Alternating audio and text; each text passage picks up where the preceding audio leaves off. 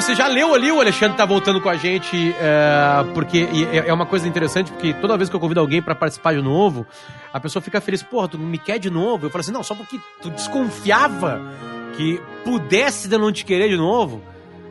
Alexandre, seja bem-vindo, cara, obrigado mesmo, assim, tipo assim, nós ouvintes que agradecemos, de verdade mesmo, valeu. Obrigado a você, Luciano, de verdade. Eu acho que é um tema um pouco mais leve, Alexandre, do que o outro, na comparação. O que tu acha? Tu acha que é mais leve ou não?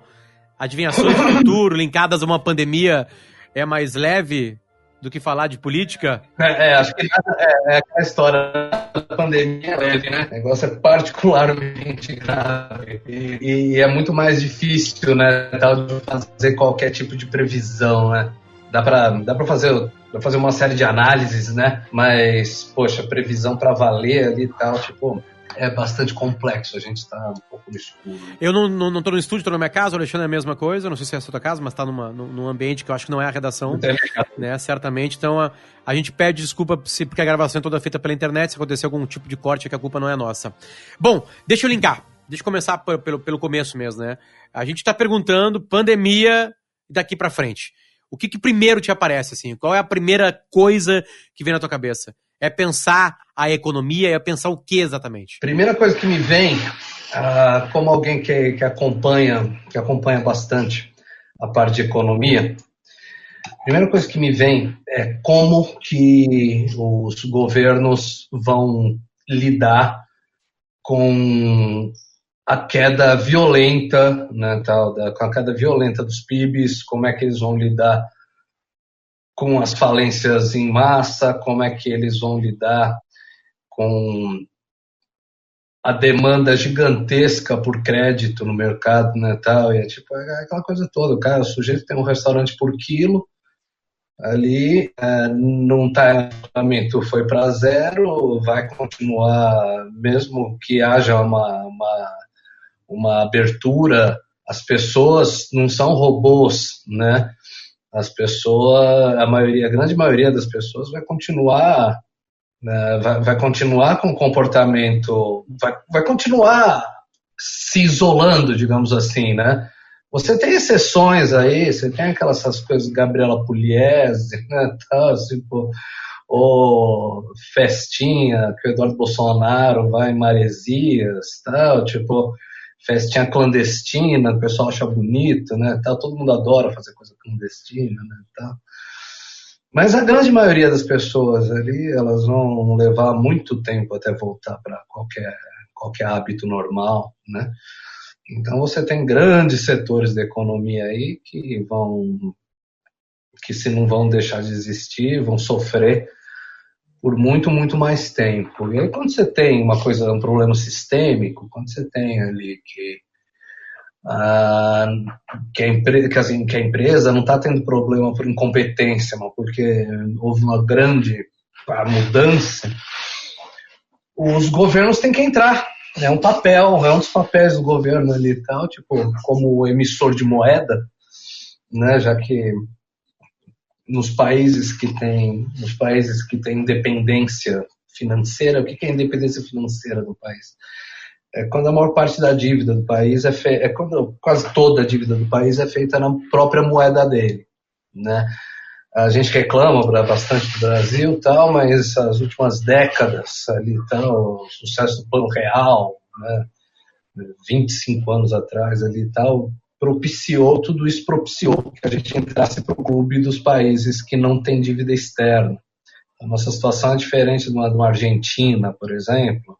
A Argentina, para fazer a economia deles rodar, eles precisam de dólar. Porque eles a moeda deles é fraca demais ali e tal.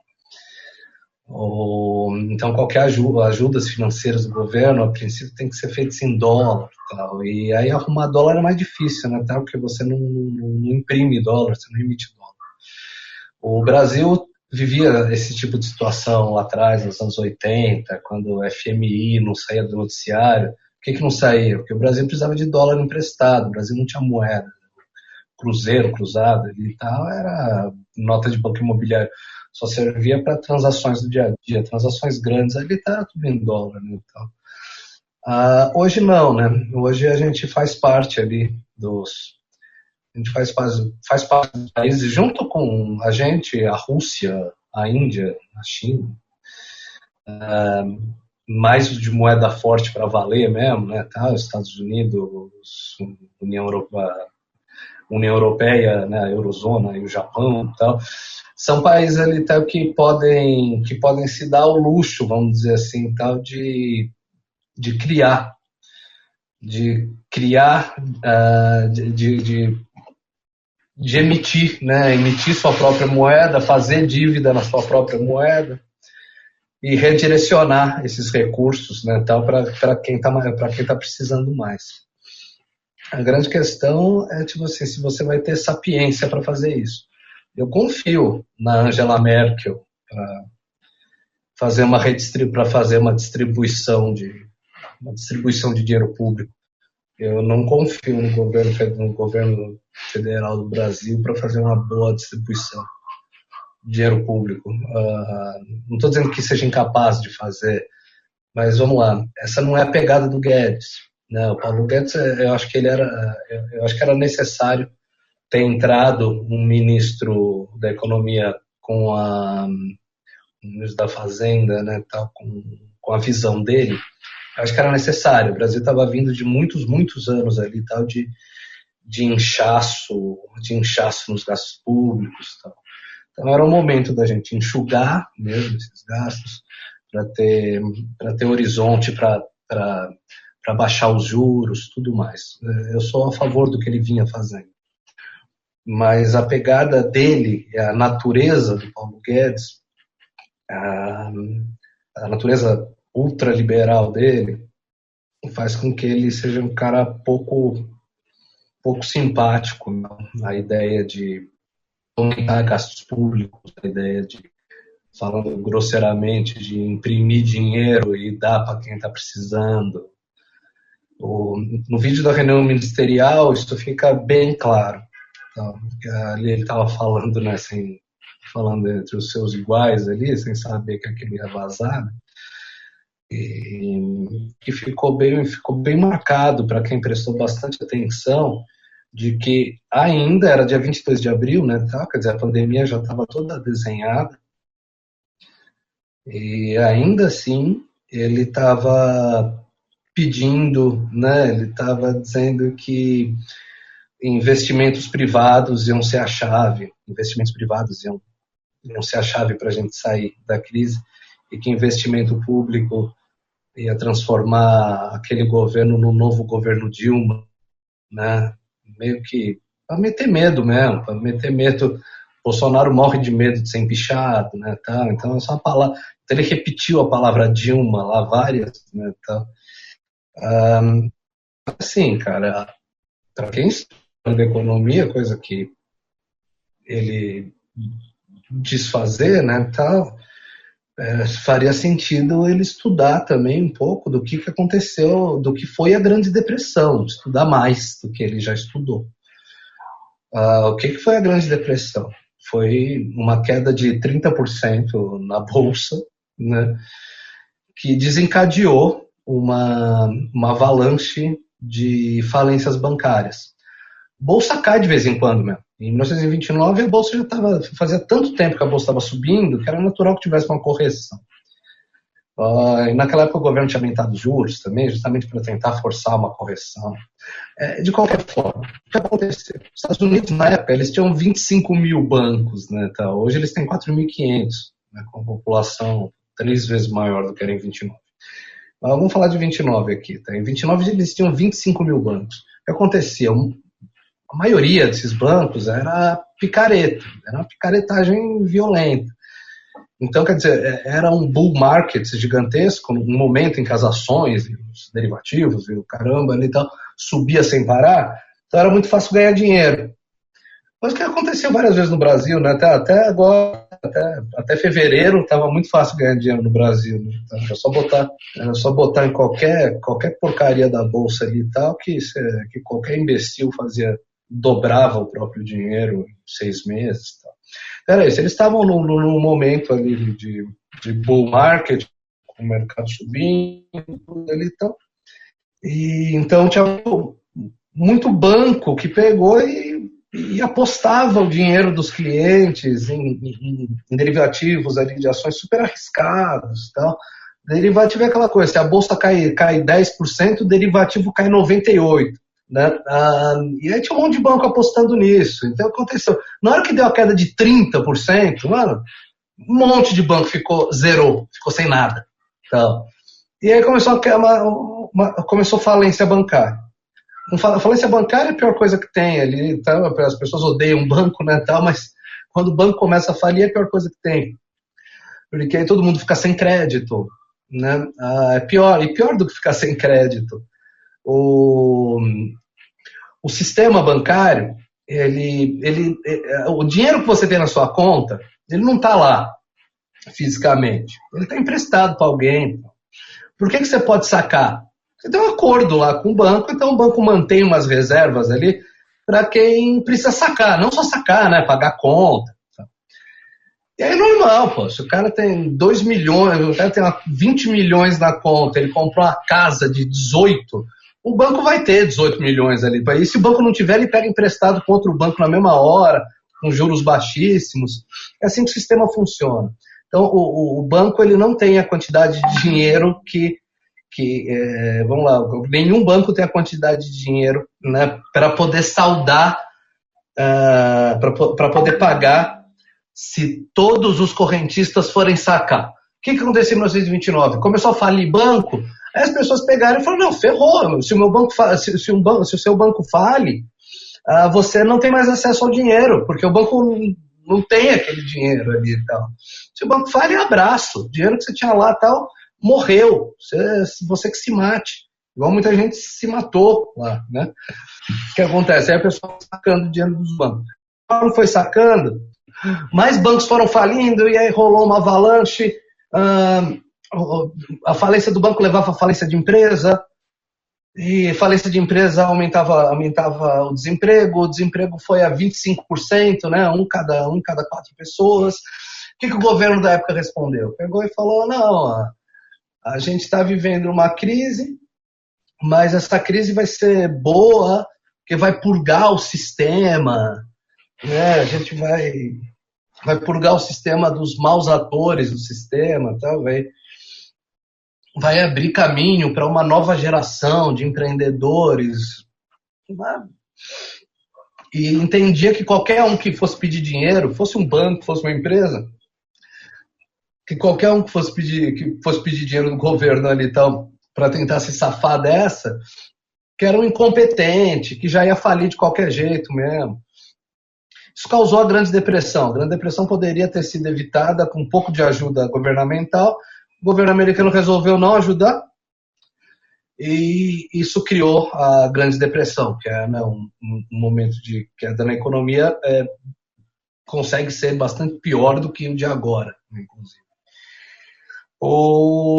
E aí o que me assusta no Guedes ali, tal? Ele parece ter uma visão um pouco parecida, uma visão ali tal de que quem tem o dinheiro para governo quer se aproveitar.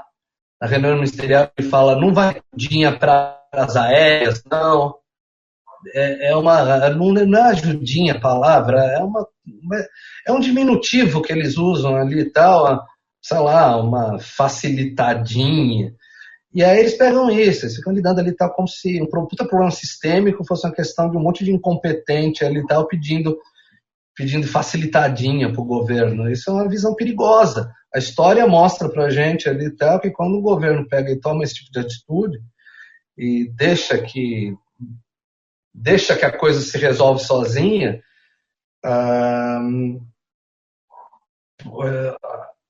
pode entrar numa espiral destrutiva e nisso o que acontece quando a economia entra numa espiral destrutiva? Né? Investidor vai ganhar menos dinheiro? Não, tem isso, mas muito mais importante é que as pessoas deixam de ter emprego, né?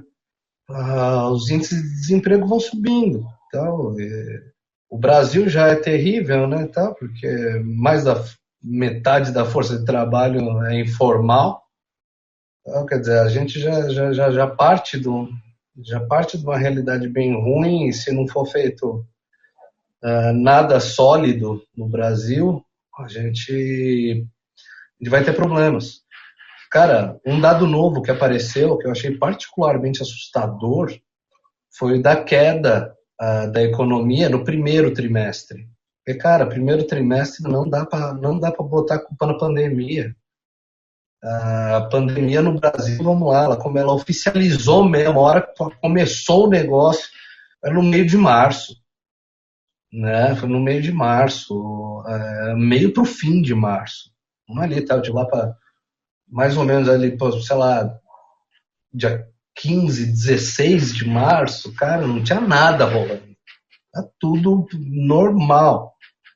Né? E aí foi imediatamente depois disso que é isso. Aí em março, dia 30 de março, a gente já estava em pandemia mesmo, né, tal, já estava com tudo fechado e tal. Mas é isso, só que se a economia do Brasil conseguiu cair 1,5% no primeiro trimestre, é um sinal de que a gente está indo muito. Agora, segundo trimestre aí, né, que aí vai ser um número muito feio, né, tá, vai ser certamente acima de 10% a queda. E aí o que acontece? Aí isso acontece no mundo inteiro. Em todos os países do mundo ali tal, você prevê uma queda super violenta no segundo trimestre, né? E todas as previsões são de um rebound. Fala assim, num rebote muito forte da economia no terceiro e no quarto trimestre. Isso tem um pouco de fé aí, um pouco de fé, quase que um pouco de fé religiosa, sabe? Porque a gente não sabe também, então, se o terceiro trimestre vai ter um rebote. Porque tipo assim, se tiver uma baita de uma segunda onda do coronavírus na Europa, que feche aquele troço lá de novo, o terceiro trimestre vai ser pior do que o segundo, sabe? Tomara que não tenha, né? Tomara que não tenha. Mas, tipo assim, aí a gente entra... tipo assim, é um mundo, né? O mundo, a economia global, ela está dependendo de fatores epidemiológicos desconhecidos. A ciência, tipo, o que a ciência sabe? O que a ciência sabe mesmo? Que quando algo entre 50% e 70% da população mundial pegar o coronavírus, a gente vai atingir a imunidade de rebanho e a doença vai deixar de existir. Por exemplo, então, por isso que se aposta-se muito numa vacina. Então, se a gente seguir ali, tá, ou isolado, ou mais ou menos isolado, e a vacina chegar numa coisa, se rolar um milagre, a vacina chegar lá para setembro,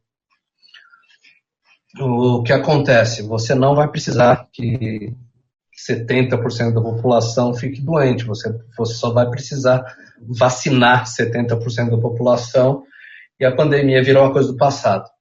Aí, turn the page, vamos para a próxima, e aí o noticiário vai ser outro, os comentários vão ser outros, as pessoas vão voltar a apertar a mão, se beijar, se abraçar e se reunir em grandes eventos. Só que isso só vai acontecer depois ou da vacina, isso só vai acontecer depois da imunização.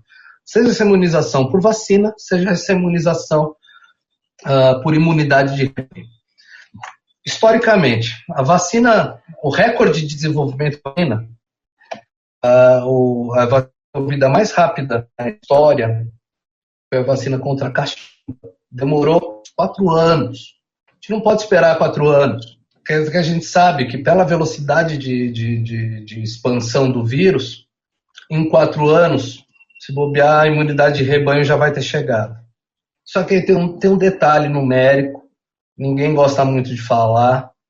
Acho que assim, vamos considerar, vamos pegar e falar só em 5%, vamos baixar os números, falar só em 50%, de que se 50% das pessoas pegarem o coronavírus, vai haver imunidade de rebanho. 50%, a gente tem, isso dá 105 milhões. Vamos arredondar, um arredondamento otimista, são 100 milhões de pessoas no Brasil. Então, 100 milhões de pessoas no Brasil precisam pegar ou ter pego o coronavírus para que a gente possa começar a pensar em imunidade de rebanho. A taxa de mortalidade do coronavírus, em alguns lugares ela é abaixo de 1%, tal. Em muitos lugares ela chega a 4%, 5%. Vamos ver, no Brasil, com os problemas todos ali tal, de acesso à saúde que a gente tem, de acesso à saúde de alta qualidade, né, tal, apesar da universalização do serviço de saúde, que é bem-vinda, mas ali, no Brasilzão, o que a gente tem visto? 3% de morte. 3% de 100 milhões são 3 milhões de pessoas. A gente está em quantas mortes agora? Está indo para quase 20, quase 20 mil. pouco, né? Isso aí. Então, e tipo assim, poxa, e a gente já sabe o drama que é, a gente ainda está nas primeiras dezenas de milhares. Para ter imunidade de rebanho, que é até o que aquele eugenista do Osmar Terra defende, o que também eugenista Bolsonaro defende, eles sabem desses números aqui, porque isso aqui é o beabá completo, qualquer pessoa que já conversou com um médico sabe disso. Para a gente começar a falar em imunidade de rebanho, precisa que 3 milhões de brasileiros morram de coronavírus. Gente pra caramba. O que a gente tem, então? Isso é inevitável. Essas mortes dos 3 milhões é inevitável caso não haja uma vacina. Aí tem aquela história toda. Pode pegar, se morrer todo mundo, se morrer essa galera toda no espaço de tempo curto, né, tal, a gente vai ver gente morrendo na calçada. Por que a gente não está vendo gente morrendo na calçada? Porque boa parte da população embarcou no isolamento. Boa parte embarcou, mesmo que você tenha ali tal, uma galera contra, e ainda assim, ali tal, você vê que o uso de máscara ele é bastante grande, né, tal, tipo, você olha, né, de imagens que você vê que o uso de máscara é maior no Brasil do que o que você vê na Europa. Você pega ali as imagens da Europa ali e tal, todo mundo desencanado, como se já tivesse rolado imunidade de rebanho lá. Não rolou. O que rolou ali, o vírus está caindo lá porque é aquela primeira onda, mas quando o vírus volta, mas tem tanta gente que não pegou o vírus, que é fácil voltar. Então isso não está trabalhando sério. Então é possível que sim. Cara, se eu fosse botar dinheiro que teria uma segunda onda na Europa, e já nos Estados Unidos, né, tal, que se começar a crescer violentamente lá, é segunda onda de novo, é segunda onda também. Eu acho que está sendo tão descuidado lá fora, estão voltando com tanta pressa, estão indo com tanta sede ao pote, que, sei lá, pessoalmente, eu, Alexandre, até acredito ali, tá, que possa vir uma segunda onda e que eles vão precisar ter algum grau de isolamento de novo, sabe? No final de tudo, amarrando tudo, se voltar às mortes, se a curva do Brasil começar a não cair, começar a subir loucamente, aí a conversa mais não é aquela, não, o pico vai ser em junho, o pico vai ser não sei aonde. Cara, não importa, esse é o pico dessa onda. Então não tem, a gente precisa, tipo assim, sem vacina, a gente precisa, para acabar com a doença, que 100 de pessoas, tal, que não tem milhões peguem o negócio. E isso vai acontecer, né? Então, quer dizer, a gente fica completamente dependente do desenvolvimento de uma vacina. E ali, mesmo quem defende, muita gente usa, né, esse argumento o Bolsonaro é o que mais usa, né, o argumento de que já que 70% vai pegar, dane-se, volta para a vida normal, live and let die, né? A gente tem um grande problema moral aí, né? E que é visto por todos os países. um problema moral muito grande ali, tal. Você saber que nesse cenário aqui, que pelo menos 3 milhões de pessoas vão morrer, e pegar e falar, não vamos nada, vamos deixar que peguem, sabe? Essa parte ali e tal é a que começa a conversar um pouco com a eugenia mesmo. Eugenia naquele sentido, que você fala, só vai morrer idoso e gente que tinha doença pré-existente, então deixa idoso morrer mesmo, doença pré-existente, porque não cuida, né? Essa visão é bastante cruel, né, tal, e ela lembra muito ali. Alexandre, cortou, hein? Deixa eu só, tu estava explicando sobre a eugenia e a internet nos atrapalhou. Repete de novo, tu falou assim, que é uma coisa de eugenia, aí tu estava colocando que isso está muito próximo de um pensamento que vai morrer velhos ou quem tem alguma comorbidade, né? E aí a internet te atrapalhou. Não, tranquilo, valeu, que eu não tinha percebido aqui. O que acontece? Como eugenia no sentido de que se a gente vai morrer, eles já iam morrer mesmo, então que só os mais saudáveis e atléticos fiquem. Isso era a política da Alemanha nazista, né, nos anos 30. Eles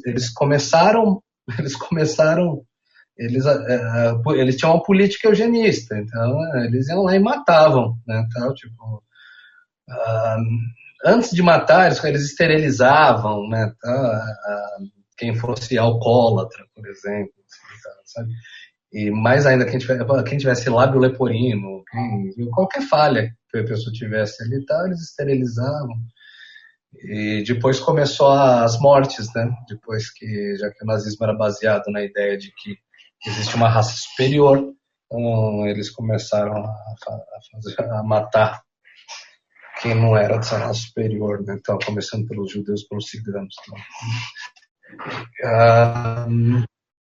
Não, é só para colocar ali. Claro que hoje não tem nada disso, né? Tá, tipo, até sou contra dizer que, poxa, o governo Bolsonaro é genocida. Pô, calma aí. Assim, vamos usar a palavra genocídio quando rolar um genocídio, sabe? Na hora que tiver lá, na hora que você tiver um genocídio, igual teve em Ruanda, aí você chama de genocídio. Palavras são para ser usadas quando elas, né, para descrever os fatos. Mas essa postura de que tudo bem, vai morrer mesmo, e sabendo que vai morrer entre 3 milhões e 5 milhões de brasileiros, isso é uma postura extremamente polêmica e que conversa, sim, com eugenia. Aí fala, não, só doente idoso não precisa mesmo, tá? Então deixa eu morrer, tá? Porque é uma questão de humanismo básico, né, cara? Se fosse assim, no país do mundo, todos teriam essa postura e falariam, não,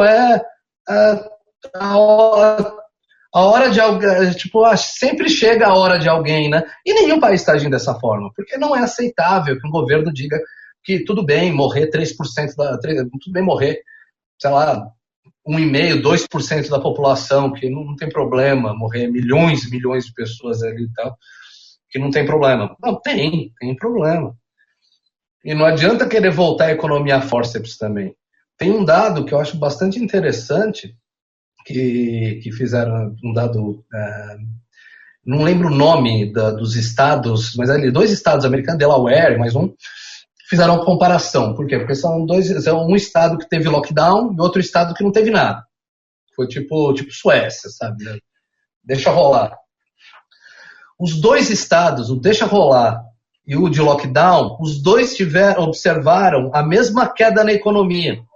Então, o que acontece? Não basta vir o governante, seja ele o Trump, seja um governador não sei de onde, seja ele o Bolsonaro, seja um governador também não sei de onde do Brasil, não adianta passar na canetada, passar no decreto que a economia vai voltar a funcionar. Porque não volta. As pessoas estão com medo. As pessoas ali estão... Não é tão simples. As pessoas têm medo de morrer, elas têm medo de que elas estejam entre esses milhões aí e tal, que se não tiver vacina, vão morrer, né? Essa que é a coisa triste da pandemia, né? Tal. Ele tá falando que esses 3 milhões ali e tal, tipo assim, não, isso vai acontecer se não tiver vacina. Vai demorar. Se tiver muito isolamento, vai demorar. Sei lá quanto tempo. Vai demorar. Muito, muito. 2 anos, talvez, ali e tal. Se tiver vacina, opa, aí não. Se tiver vacina, as mortes estancam. Né, então, porque você vai ter a população imunizada, né, então, rápido. Então a grande questão é essa, né, cara? É a primeira vez ali que a humanidade está à mercê disso. Você pode até dizer ali, tá? Tipo, teve a gripe espanhola. Teve, só que assim, a gripe espanhola, ela aconteceu há 100 anos e a economia global era muito diferente, o mundo era muito menos conectado. Talvez ali, era uma época que não existia rádio, né, cara? Não existia rádio. O rádio já tinha sido inventado, né? Por exemplo, no Brasil o rádio chegou em 1925. Se eu não me engano, nos Estados Unidos é mais ou menos a mesma coisa. Europa. Em 1918, 19, a época da gripe espanhola, você tinha uma comunicação muito pequena. Então, quer dizer, e morreu 1,5% da população mundial. Morreu 1,5% da população. O índice, né, o índice de mortalidade ali da gripe espanhola era de 1,5%, só que todo mundo pegou, né? Todo mundo pegou, e nem todo mundo, né? Sei lá, 70% da população pegou, aí veio imunidade de rebanho. Demorou 2 anos até 70% da população pegar. E teve medida de isolamento, até no Brasil teve. Muito parecido com o que está acontecendo hoje. Você lê a história da gripe espanhola, por mais que na época tivesse pouca comunicação, tudo, ela é muito, muito parecida. Você tinha o uso generalizado de máscara, a criação de hospitais de campanha, as quarentenas, né, tal. E é isso. E lá atrás, ali, tá, quer dizer, a última vez que a gente teve um problema desse no mundo foi há 100 anos, só que era um mundo muito menor do que hoje, era um mundo ali tal, e era um mundo também, cara, que o mundo desenvolvido estava saindo da Primeira Guerra Mundial. Então, cara, diante da tragédia que é diante da tragédia que era para uma Europa, principalmente, que era o centro do mundo, que já tinha passado por 4 anos de guerra mundial, e aí emendou com a gripe espanhola, meio que ajudou, né, tal, a deixar que aquilo não fosse algo tão traumatizante. E aí, quando a gripe espanhola deixou de existir, em 1919, o mundo voltou a crescer muito rápido. Então, agora é diferente, né? Agora é diferente. O mundo, ele não tem, a gente não tem condições. O mundo tinha 1 bilhão de pessoas na época, agora tem 7. A gente não tem condições, né, de ficar 2 anos ali nesse pânico. Tal. Não tem condição, mas é aquela coisa. Talvez, se não criarem uma vacina nesse meio tempo, é o que vai acontecer. Alexandre, tem uma pegada no teu trabalho, assim, que é traduzir temas mais complexos, assim, para uma linguagem absolutamente maravilhosa. Ou seja, né, tu escreve pra gente, não escreve, né? Crash é uma obra, assim, né, onde tu explica a economia de alguma maneira. Tentando trazer para a tua voz, não só para a tua escrita agora aqui, porque é um podcast, o que tu acha que vai acontecer literalmente no Brasil no ano de 2020? Isso aqui vai ficar à prova porque está guardado e as pessoas vão escutar isso aqui daqui a um tempo, né? Mas o que tu acha que vai acontecer no país, assim, principalmente com essa chaga econômica que vem junto? Tenta desenhar pra gente, assim, mastigando bastante, o que tu acha que vai acontecer pra gente, né, até dezembro, até o Natal, até Jesus Cristo fazer mais um aniversário. Nossa, isso é bastante complicado. Mas vamos lá. Colocando ali, tá, bem direto.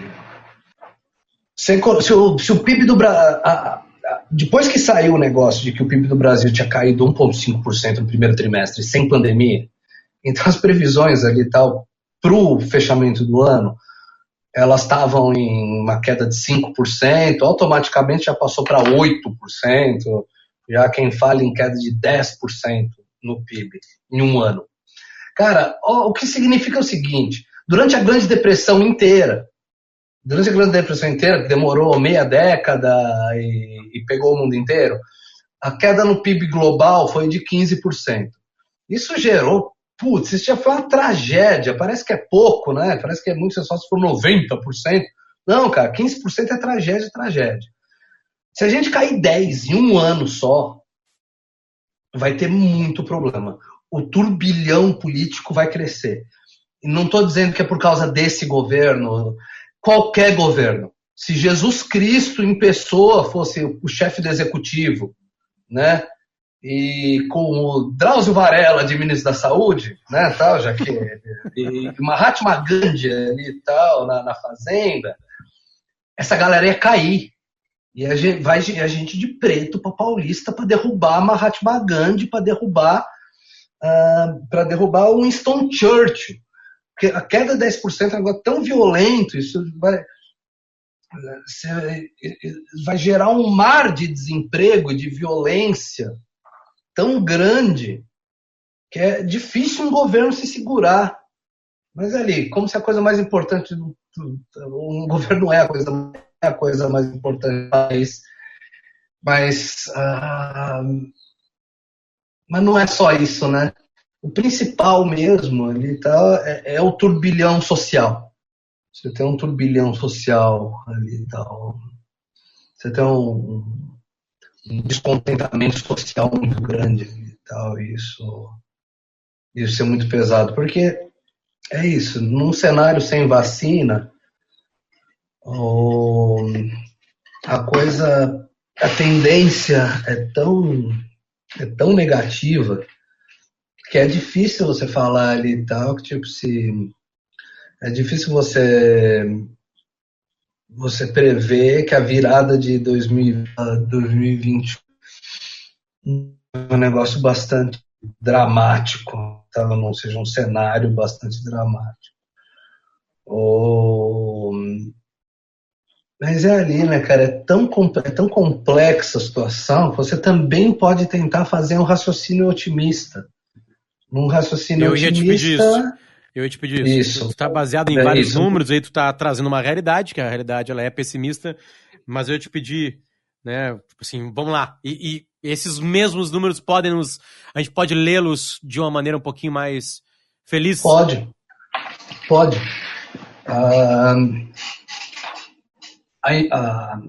Se rolar uma sensação de que a pandemia está sendo vencida, de que a pandemia vai ser vencida, mesmo que o número de mortes continue alto, vai haver isso vai dar um aumento na confiança.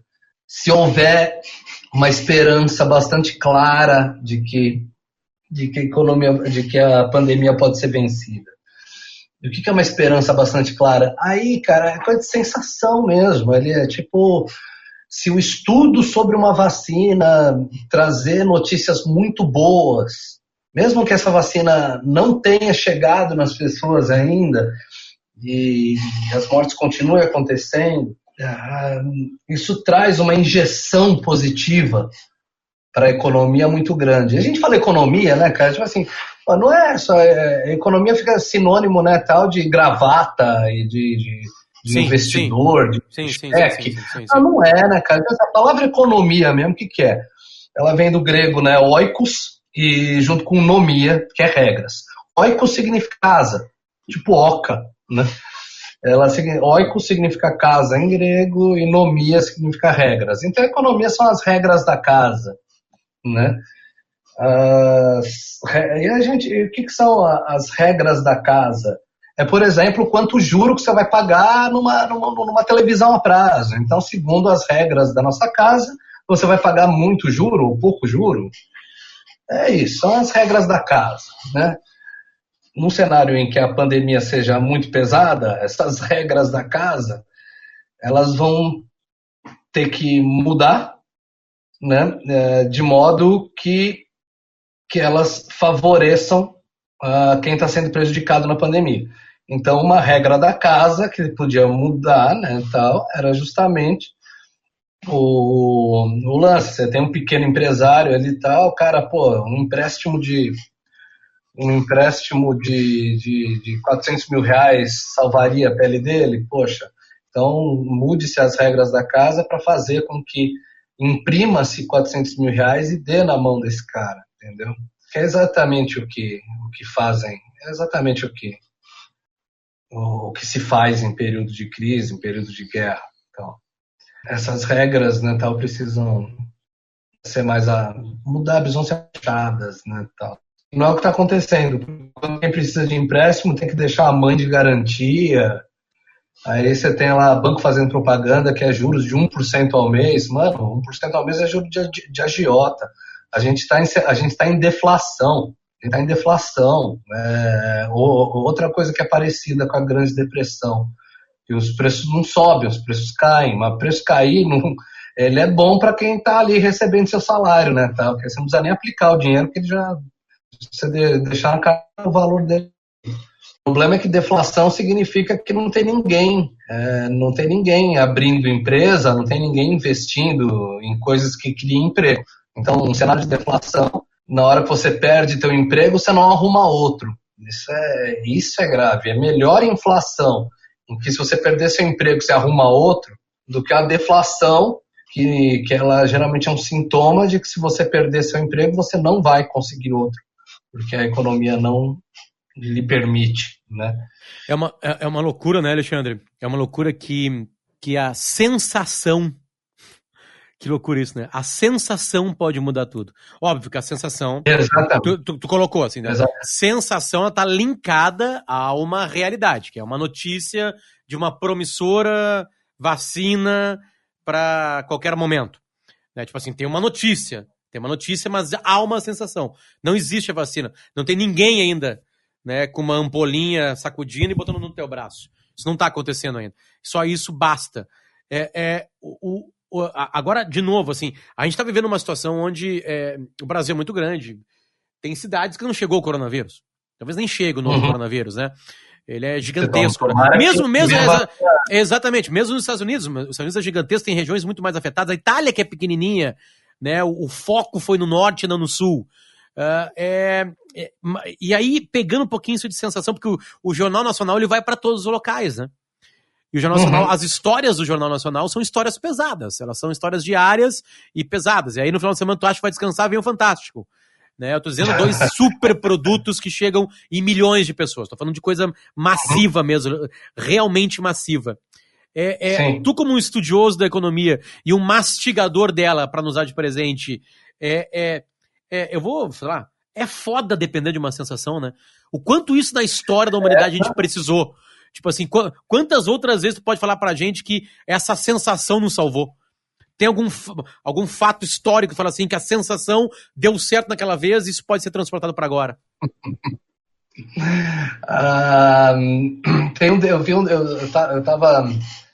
Eu vi por acaso esses dias um desenho animado de 1933, o ano que o desenho animado americano de 1933 era o ano que o Roosevelt, né, ganhou a eleição.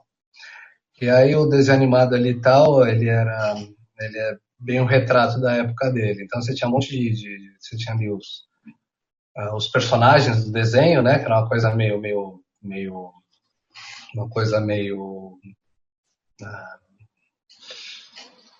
deu um branco aqui e tal, mas é isso, uma coisa meio longa e tal, e aparece o Roosevelt como um personagem do desenho, falando para as crianças ali e tal, que tudo que elas precisam para que o mundo volte a melhorar é de confiança. Eles começam a cantar uma musiquinha dele, abraçado com as vaquinhas ali e tal, falando para ter confiança, confia que o amanhã vai ser melhor, que esse pensamento vai fazer o amanhã ser melhor. Cara, é incrível, né? Tal. Isso é os Estados Unidos no auge da Grande Depressão, e o remédio ali e tal, que um presidente que foi muito importante, genial, né, tal, fez. A primeira coisa que ele estava pedindo era acredite que amanhã vai ser melhor. E aí, segundo passo, ele fez várias obras públicas e tal, que acabaram ajudando a diminuir um pouco o desemprego.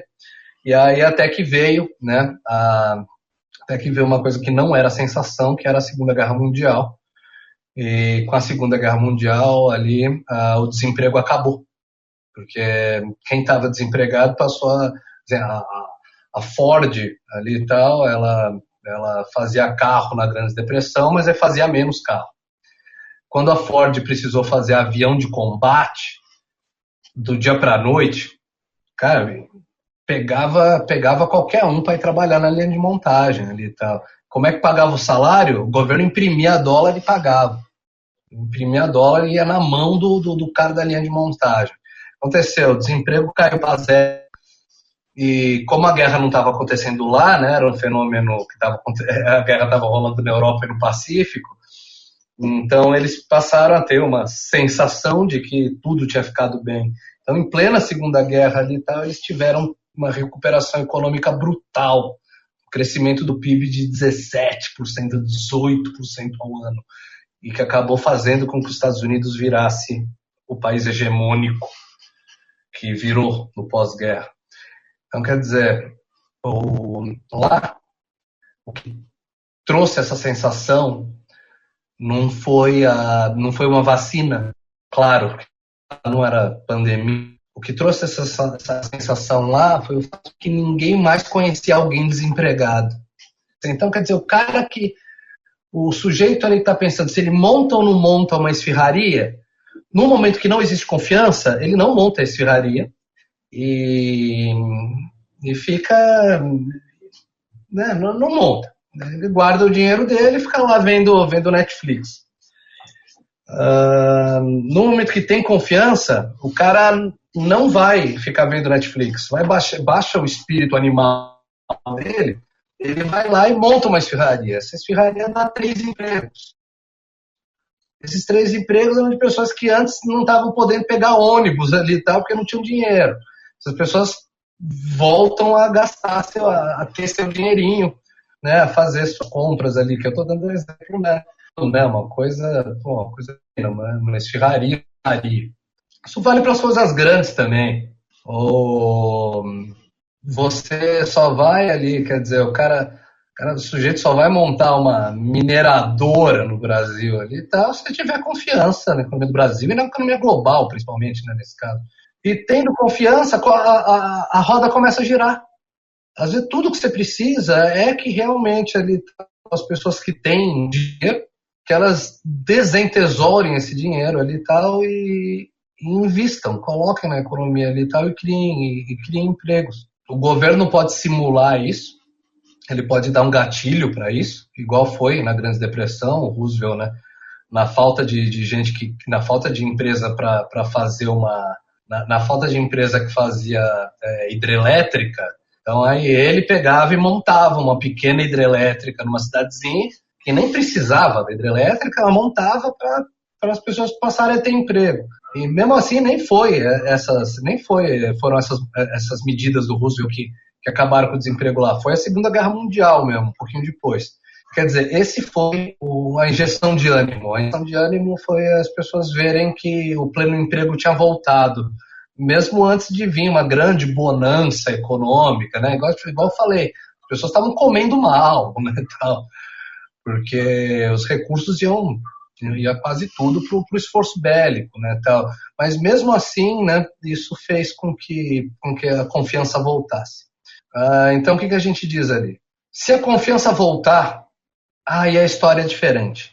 Igual eu tinha comentado, aí mesmo se você tiver...